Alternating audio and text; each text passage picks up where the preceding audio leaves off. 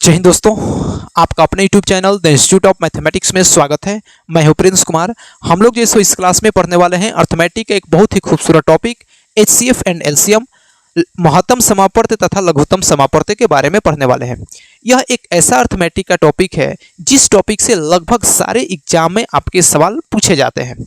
तो चलिए आज उसी खूबसूरत टॉपिक को पढ़ने का प्रयास करते हैं। बिल्कुल बेसिक लेवल से स्टार्ट करते हैं, बिल्कुल जीरो लेवल से हम लोग इस क्लास को स्टार्ट करते हैं। चैप्टर का नाम है HCF एंड LCM।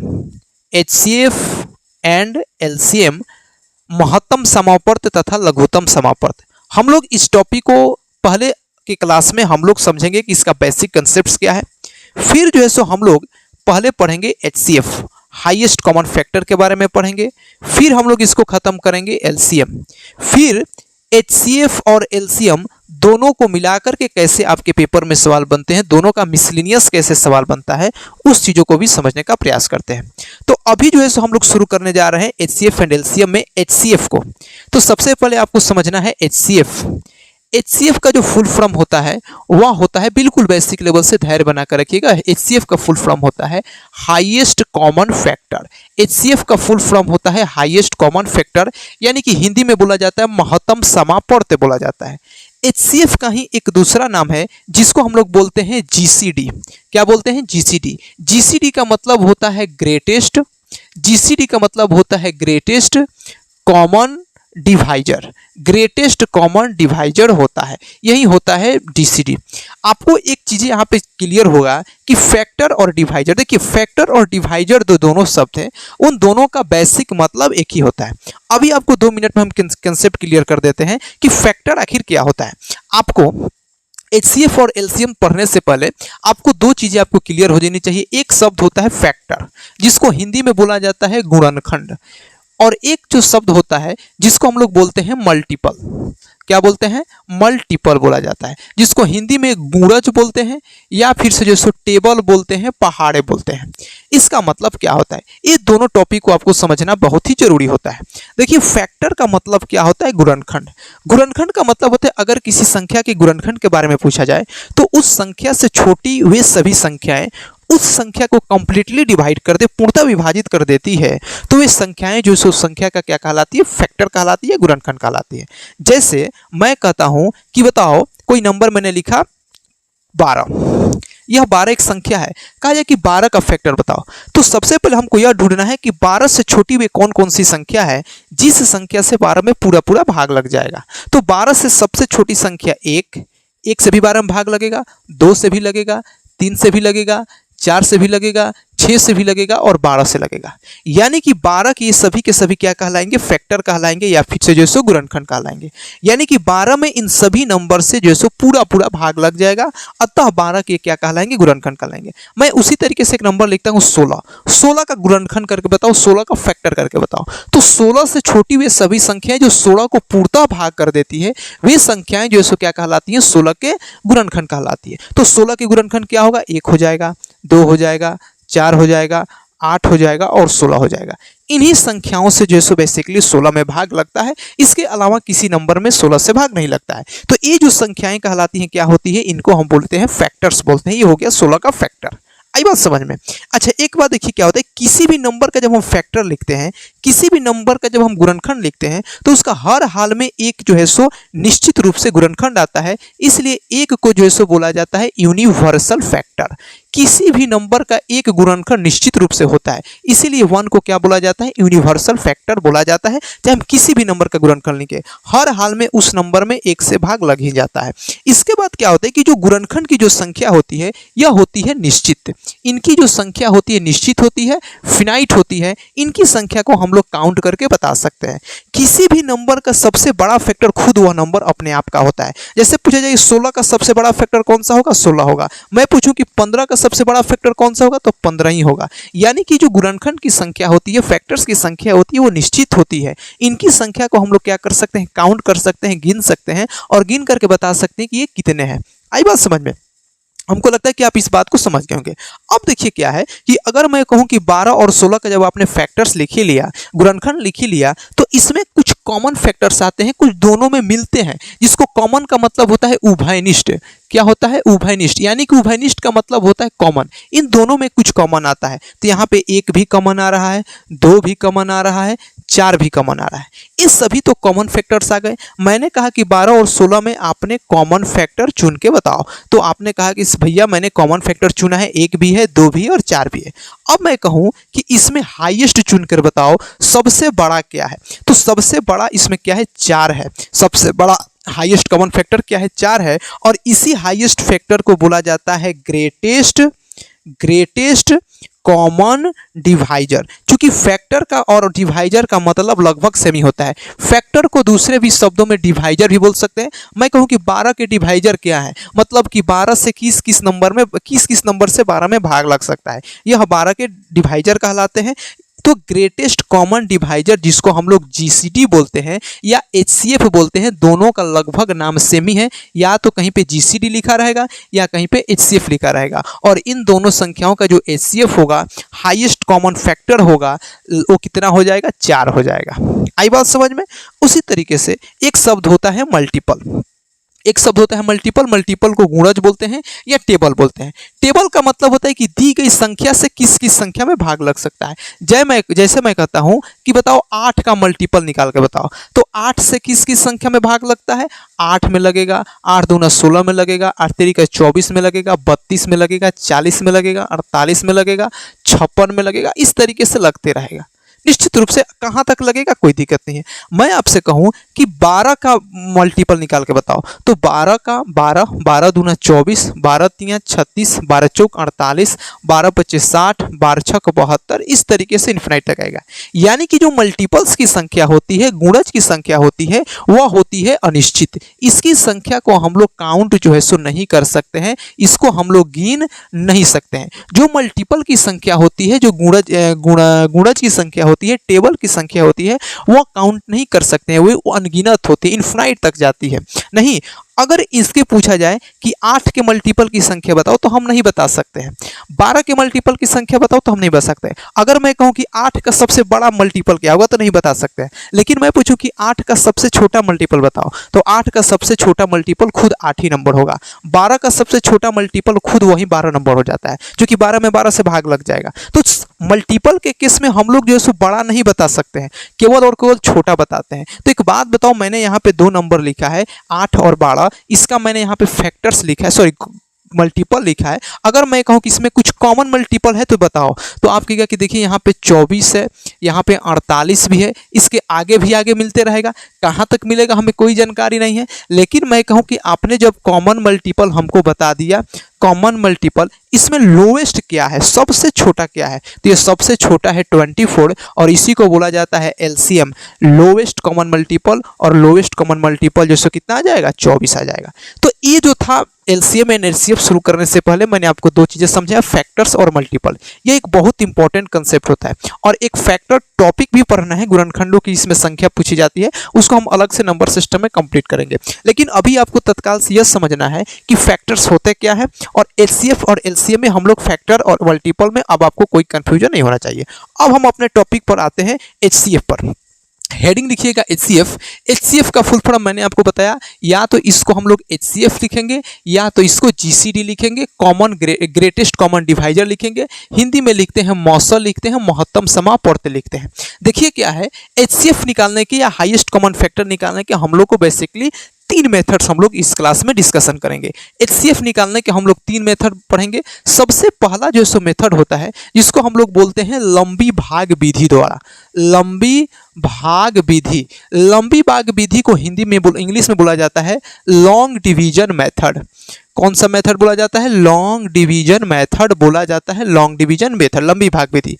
जो दूसरा विधि होता है उसको हम लोग बोलेंगे अभाज्य गुणनखंड विधि, अभाज्य गुणनखंड विधि। और जो तीसरा विधि होता है जिसको बोला जाता है अंतर विधि, अंतर विधि यानी कि डिफरेंस मेथड, जिसको बोला जाता है डिफरेंस मेथड। और अभाज्य गुणनखंड विधि को बोला जाता है प्राइम फैक्टराइजेशन मेथड बोला जाता है। तो हम लोग बेसिकली क्या करेंगे कि HCF निकालेंगे, हाईएस्ट कॉमन फैक्टर निकालने के बेसिकली 3 तरीके के मेथड्स पढ़ेंगे। सबसे पहला पढ़ेंगे लंबी भाग विधि यानी कि लॉन्ग डिवीजन मेथड। दूसरा मेथड पढ़ेंगे जिसको हम लोग बोलते हैं अभाज्य गुणनखंड विधि, प्राइम फैक्टराइजेशन मेथड। और तीसरा जो इंपॉर्टेंट मेथड होता है, सबसे इंपॉर्टेंट मेथड ये होते हैं अंतर विधि यानी कि डिफरेंस मेथड के द्वारा, अंतर विधि के द्वारा हम लोग कैसे दी गई संख्याओं का जैसे HCF निकालते हैं, हाईएस्ट कॉमन फैक्टर निकालते हैं। एक एक करके बात करेंगे। सबसे पहले लंबी भाग विधि पर बात करेंगे, फिर अभाज्य गुणनखंड विधि पर बात करेंगे, फिर अंतर विधि पर यानी कि डिफरेंस मेथड पर जैसे हम लोग उस पर भी बात करेंगे। लंबी भाग विधि पर कैसे आपके पेपर में सवाल बन सकते हैं, फिर अभाज्य गुणनखंड विधि के यूज करके कैसे हम लोग सवाल को बनाएंगे, या डिफरेंस सबसे जो टॉप और इंपॉर्टेंट जो कंसेप्ट होते हैं वो होता है डिफरेंस।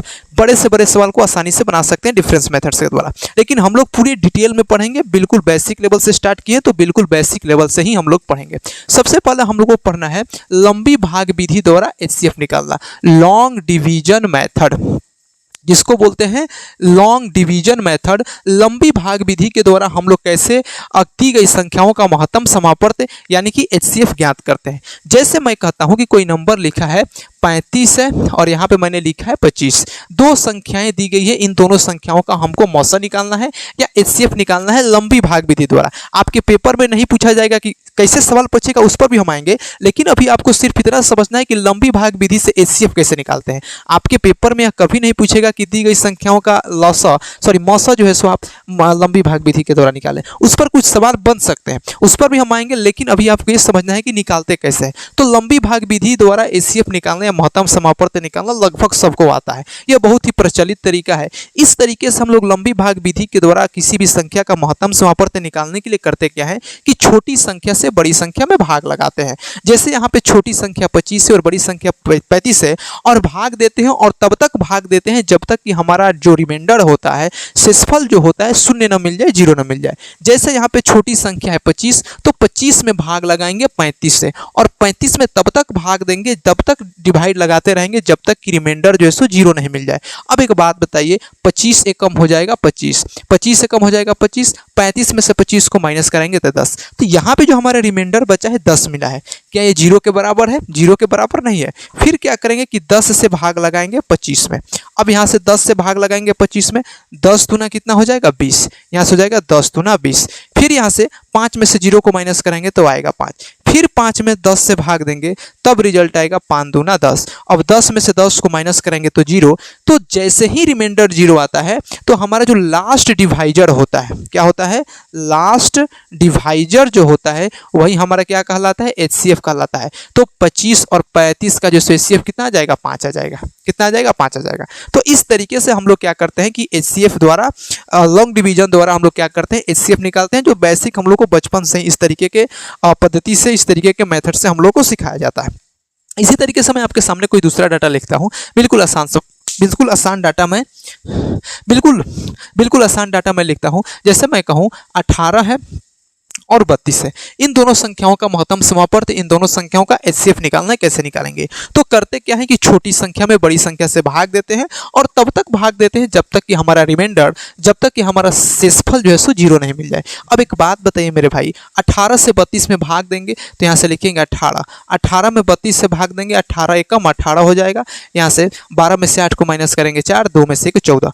अब 14 में फिर 18 से भाग लगाएंगे तो 14 एकम हो जाएगा 14, 18 में से 14 को माइनस करेंगे 4, फिर 4 में 14 से भाग लगाएंगे तो हो जाएगा 4 रत्तियाँ 12, यहाँ से हो जाएगा 2, 2 में 4 से फिर भाग देंगे तो 2 दूना हो जाएगा 4। अब जैसे ही हमारा रिमाइंडर 0 आया तो जो लास्ट डिवाइजर होता है वहीं इन दोनों संख्याओं का क्या कहलाता है? HCF कहलाता है, या फिर से जो सो हाईएस्ट कॉमन फैक्टर निकलता है। हमको आशा है कि आप इस बात को समझ गए होंगे कि लॉन्ग डिवीजन मेथड से, लंबी भाग विधि से कैसे हमको HCF निकालना है। लेकिन क्या है कि हमारे पेपर में कभी नहीं पूछेगा या कभी नहीं कहेगा कि भैया जो सो आप लॉन्ग डिवीजन मेथड से या लॉन्ग विधि से आप HCF ज्ञात करें या हाईएस्ट कॉमन फैक्टर ज्ञात करें। वहाँ पर कैसे सवाल पूछते हैं उस पर हम चर्चा करते हैं। जैसे उस पर मैंने अभी समझाया, एक मैंने डाटा लिया था 35 का और 25 का। यहाँ पे मैंने आपसे कहेगा कि 35 और 25 का मैंने HCF निकाला था। कैसे निकाला था? मैंने 25 से भाग दिया 35 में, 25 से कम 25, यहाँ से आ गया 10, फिर 10 में मैंने 25 से भाग दिया, 10 दूना हो जाएगा 20, यहाँ से 5, 5 में 10 से मैंने भाग दिया, 5 दूना 10, रिजल्ट आ गया। ये तो मैंने आपको सिंपली जैसे बनाना था बता दिया। सवाल पेपर में कैसे पूछता है उस पर आते हैं। सवाल जब भी आपसे पूछना होगा तो करेंगे क्या, कहेगा कि दो संख्याएं दी गई थी जिनका भागफल का क्रम, ऐसे कहेगा कि जिनका एचसीएफ कहा गया, इस तरीके से कहेगा। सवाल किस तरीके से पूछेगा बताते हैं।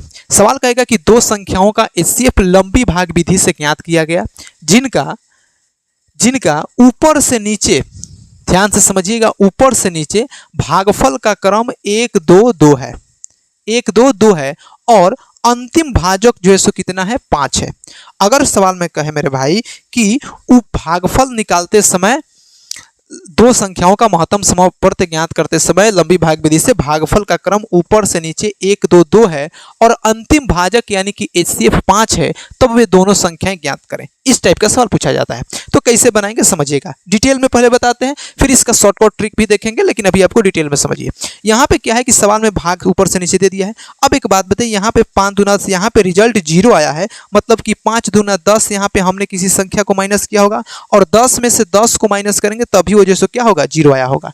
किसी संख्या में से जब उसी नंबर को माइनस करते हैं तब रिजल्ट 0 आता है। यहाँ पे 0 आया है तो 5 दूना 10, यहाँ पे मैंने 10 को माइनस किया होगा और 10 में से 10 तभी 0 आया, यहाँ पे कि 10 होगा, और ये जो 10 नंबर आता है यहाँ पे उतरा होगा यहाँ से। जो यहाँ पे जो डिवाइजर होते हैं यहाँ पर, इसको हम लोग डिविडेंड बनाते हैं। अब एक बात बताइए, यहाँ पे हो जाएगा 10 दूना 20, यहाँ पे 10 दूना हो जाएगा 20। किसी नंबर में से मैंने 20 को माइनस किया हुआ, यानी कि रिमाइंडर 5 आया है। किसी संख्या में से 20 को घटाने पर रिमाइंडर यानी कि शेषफल 5 आया है, यानी कि निश्चित रूप से वो संख्या 10 20 और 5 25 होगा। अब एक बात बताइए, यहाँ पे कोई 25 आया है तो 25 आया होगा यहाँ से। अब बताइए 25 से कम हो जाएगा 25, किसी संख्या में से 25 को माइनस करने पर रिमाइंडर 10 बचा है, मतलब कि वो संख्या जो सो कितना हो जाएगा, 35 हो जाएगा। यानी कि वे दोनों संख्याएं जो सो 25 और कितना हो जाएंगे, 35 हो जाएंगे। आई बात समझ में? तो इस तरीके से जो सो आपके पेपर में सवाल पूछा जाता है। तो हमको आशा है कि आप इस बात को समझ गए। तो ये जो तरीका था, यह सवालों को डिटेल में करने का तरीका था, बिल्कुल लॉन्ग टाइप में करने का तरीका। इसको अगर हम ऐसे बनाएं तो कैसे बनेगा, जैसे आपको शॉर्टकट तरीके भी समझाते हैं। जैसे यही सवाल को हम ले लेते हैं। सवाल में कहता था कि दो संख्याएं दी गई हैं, जिन दोनों संख्याओं का लंबी भाग विधि से महत्तम समापर्त ज्ञात करते समय भागफल का क्रम ऊपर से नीचे क्रमशः 1 2 2 था। समझिएगा सवाल क्या कहता है, कहता है कि लंबी भाग विधि से दो संख्याओं का एचसीएफ ज्ञात करते समय भागफल का क्रम ऊपर से नीचे 1 2 2 था और अंतिम भाजक जो है सो लास्ट डिवाइजर, मतलब कि एचसीएफ जो है सो कितना था, 5 है। तो बताओ कि वे दोनों संख्याएं क्या है। तो इस तरीके के जब भी आपके पेपर में सवाल है तो करेंगे क्या कि ऊपर से नीचे भागफल का क्रम जो दिया हुआ है इसको पलट के लिख देंगे। तो यहाँ पे जो 1 2 2 लिखा है तो इसको लिख सकते हैं 2 2 1 लिख देंगे। उसके बाद से क्या करेंगे कि लास्ट डिवाइजर, यहाँ पे लास्ट डिवाइजर में मल्टीप्लाई कराएंगे और रिमाइंडर को 0 जोड़ेंगे। चूंकि लास्ट में रिमाइंडर 0 आता है तो 0 जोड़ेंगे। अब यहाँ पे हो जाएगा 5 दूना 10, 10 में 0 को जोड़ेंगे 10। फिर यहाँ पे जो रिजल्ट है 10 को यहाँ पे लाके गुणा कराएंगे और यहाँ पे जिस नंबर से गुणा कराते हैं यहाँ पे लाके जोड़ देंगे। तो हो जाएगा 10 दूना 20, 20 में 5 को जोड़ेंगे तो हो जाएगा 25। यहाँ पे जो नंबर 25 लिखा है यहाँ पे लाकर 25 से मल्टीप्लाई कराएंगे प्लस इन दोनों संख्याओं का जो गुणा है यहाँ पे लाकर जोड़ देंगे। तो 25 से कम 25 और 2 35, यानी कि जो अंतिम के जो संख्याएं आएंगी यही दोनों संख्या हो जाएंगी, 35 और 25 जो है सो संख्या हो जाएगी। आई बात समझ में? इसी तरीके से मैं आपके सामने कुछ कहा जाए कि दो संख्याओं का एचसीएफ ज्ञात, लंबी दो संख्याओं का एचसीएफ यानी कि लघुत्तम महत्तम समापर्त लंबी भाग विधि से ज्ञात करते समय भागफल का क्रम ऊपर से नीचे क्रमशः कुछ नंबर है 3 1 3 है। मान लेते हैं कि कोई संख्या है, कोई नंबर से जिनका भागफल एचसीएफ ज्ञात करते समय, महत्तम समापर्त ज्ञात करते समय भागफल का क्रम ऊपर से नीचे क्रमशः 1 3 1 3 है तथा अंतिम डिवाइजर यानी कि लास्ट डिवाइजर इसको कितना है, 6 है। तो बताना है कि वे दोनों संख्याएं कितने होंगी। तो इस तरीके का सवाल आएगा। तो करना क्या है कि देखेंगे कि ऊपर से नीचे क्रम क्या दिया हुआ है। तो ऊपर से क्रम 3 1 3 दिए, इसको पलटेंगे भी तो नीचे का ऊपर लिखेंगे, ऊपर का नीचे लिखेंगे तो यह भी 3 1 3 ही आएगा। अब लास्ट डिवाइजर 6, तो यहाँ पे 6 से मल्टीप्लाई कराएंगे प्लस रिमाइंडर को 0 जोड़ेंगे। तो 6 3 18, 18 में 0 को जोड़ेंगे तो हो जाएगा 18। फिर इस 18 को यहाँ पे लाके गुणा करेंगे और यहाँ पे जिस नंबर से गुणा कराते हैं यहाँ पे लाकर जोड़ेंगे। तो 18 कम 18, 18 और 6 हो जाएगा 24। यहाँ पे जो 24 है 24 से लाकर इसमें मल्टीप्लाई कराएंगे प्लस यहाँ पे 18 जो था यहाँ पे लाकर जोड़ेंगे। तो 24 3 72, 72 में 18 को जोड़ेंगे तो हो जाएगा 90। यानी कि जो अंतिम की जो दो संख्याएं होंगी वो कितना हो जाएगा, 24 और जो है सो 90 हो जाएगा। आई बात समझ में? इसी तरीके से मैं आपके सामने दूसरा सवाल लेता हूं कि दो संख्याएं हैं जिन संख्याओं का लंबी भाग विधि से महत्तम समापर्त ज्ञात करते समय भागफल का क्रम ऊपर से क्रमशः 9 8 5 है, 9 8 5 है तथा अंतिम भाजक जो सो कितना है 16 है। दो संख्याएं मैंने लिया है, दो संख्याओं का HCF यानी कि महत्तम समापर्त ज्ञात करते समय भागफल का क्रम ऊपर से नीचे क्रम से 9 8 5 है तथा अंतिम भाजक जो सो कितना है 16 है, तब वे दोनों संख्याओं को ज्ञात करना है। तो जब भी इस तरीके का सवाल है तो सिंपल तरीका क्या है कि इसको उलट के लिख देंगे। 9 8 5 लिखे तो इसको लिखेंगे 5 8 9 लिखेंगे, फिर यहाँ पे जो लास्ट डिवाइजर है उसको यहाँ पे मल्टीप्लाई कराएंगे, रिमाइंडर जोड़ेंगे 0। 16 5 80, 80 में 0 को जोड़ेंगे तो हो जाएगा 80। अब यहाँ पे जो नंबर है 80, 80 को 8 में मल्टीप्लाई कराएंगे प्लस यहाँ पे जो 16 गुणा किए इसको लाकर यहाँ पे जोड़ेंगे तो 80 8 हो जाएगा 640, 640 में 16 को जोड़ेंगे तो हो जाएगा 656, 656 हो जाएगा। अब यहाँ पे जो 656 है लाकर यहाँ पे मल्टीप्लाई करेंगे तो 656 में 9 को मल्टीप्लाई करेंगे प्लस यहाँ पे 80 गुणा में तो यहाँ पे लाकर जोड़ेंगे। अब मल्टीप्लाई कराओ, 9 81 का 1 कैरी 8 हो जाएगा, 9 5 45, 45 और 8, 45 और 8 होता है 53, 53 का 3 कैरी 5, 9 6 का 54, 54 और 5 हो जाएगा 59, 5931 में 80 को जोड़ दो, यहाँ से हो जाएगा 1 8 3 11 का 1 कैरी 1 यानी कि हो जाएगा 6031। तो इस तरीके से जो सो हम लोग इन संख्याओं को क्या कर सकते हैं, जोड़ सकते हैं। जोड़ सही है ना, 1 8 3 सॉरी जोड़ सही नहीं है, यहाँ पे 1 हो जाएगा 8 3 11 का 1 कैरी 1, 9 1 10 का 0 कैरी 1, 6011 हो जाएगा। तो इस तरीके से हम लोग इन संख्याओं को क्या कर सकते हैं, जोड़ सकते